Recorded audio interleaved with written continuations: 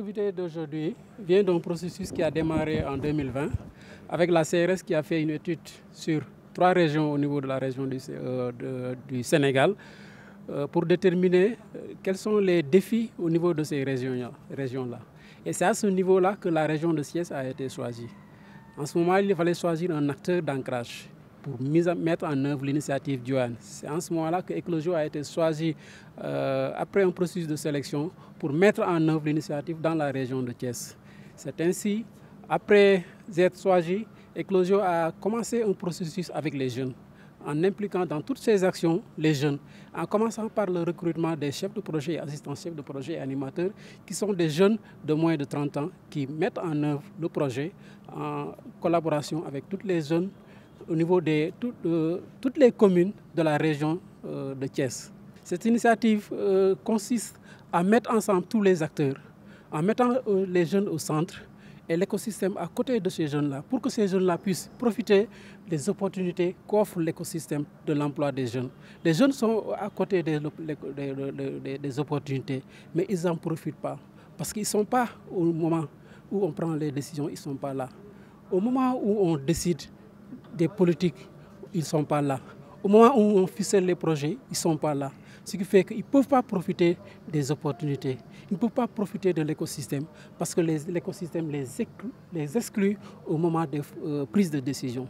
Donc c'est pour cela qu'on a pris l'initiative de travailler avec les jeunes pour que ces jeunes-là soient dans les cadres de décision et d'abord en renforçant leurs capacités pour qu'ils puissent participer pleinement à ces cadres-là. Donc là, la suite, ce sera la mise en œuvre de la stratégie qui va être présentée aujourd'hui, qui consiste à créer d'ici 10 ans 40 000 emplois dans la région de Thiès, mais toujours en mettant les jeunes en avant.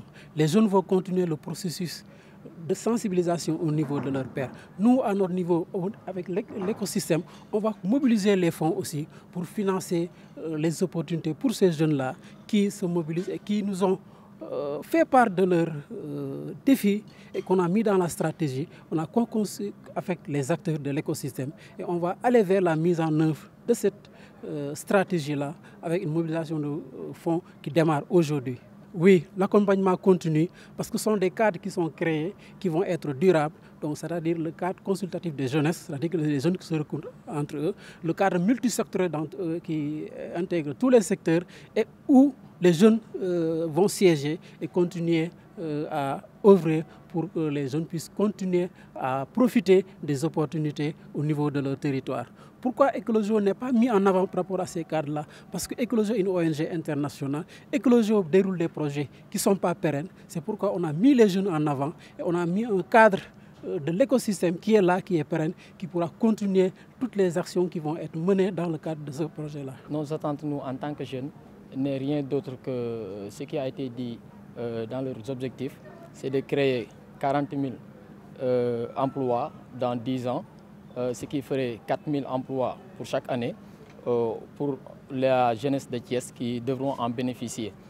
Et nous souhaiterons que ce rêve-là vraiment soit réalisé et que nous puissions aussi apporter notre pièce à l'édifice par rapport au projet. Dans leur processus, nous, on a été intégrés dès le début. Nous, en tant que jeunes, on a notre bureau, qui est le groupe consultatif des jeunes du département de Thiès. On a pu apporter aussi notre pièce à l'édifice, qui est de donner nos avis par rapport au processus. Parce que ce qu'on dit, tout ce que tu fais pour moi, sans moi, tu le fais contre moi. Ils ont bien compris cette question, d'où l'importance de faire venir participer aux jeunes, aux instances de décision, et ensemble, ils ont organisé ensemble à bâtir ce qu'on appelle ce projet-là qui est Dioane. Je m'appelle Ali Kanouté et je suis le représentant résident de Catholic Relief Services au Sénégal et en Guinée-Bissau.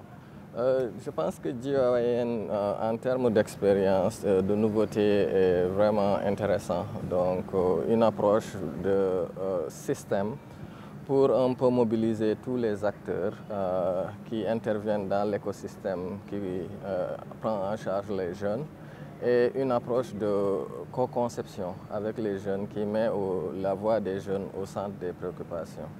Et de là, je pense, une démarche pour catalyser un peu l'emploi et l'autonomisation des jeunes.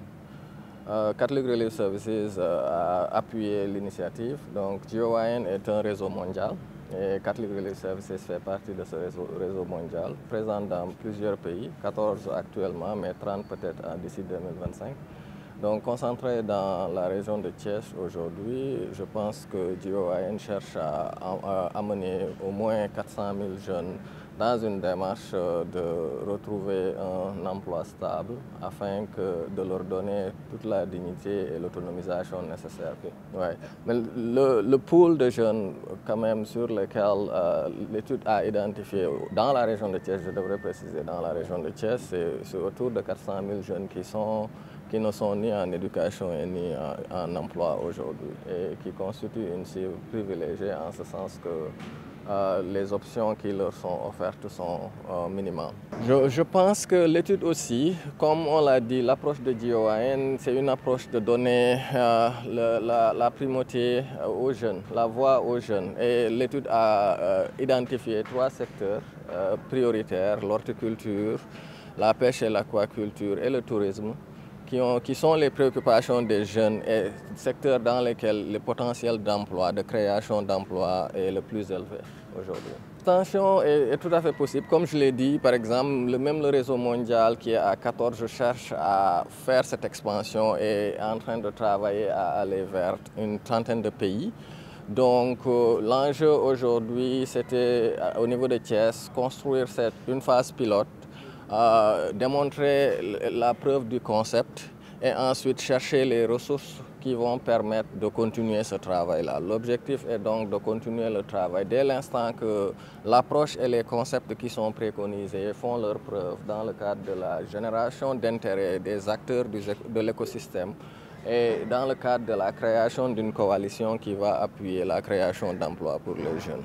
Donc CRS a financé les travaux depuis 3 ans et continuera un peu à s'appuyer sur ces ressources et invite les autres partenaires techniques et financiers à rejoindre l'Alliance pour renforcer les ressources qui vont aller en direction du financement de ce type d'initiative. Je pense que si on a beaucoup plus de partenaires qui rejoignent l'initiative, l'expansion à d'autres régions ne sera que naturelle. L'État du Sénégal, je pense, CRS est une organisation non gouvernementale qui ne fait que contribuer aux initiatives de l'État du Sénégal. Voilà, donc je pense que l'État était en train déjà de faire, ou est en train de faire beaucoup dans ce domaine et que ça, nous pouvons considérer une contribution qui vient appuyer cela. Donc si vous avez l'État comme partenaire financier, je pense qu'aller à l'échelle devient beaucoup plus facile.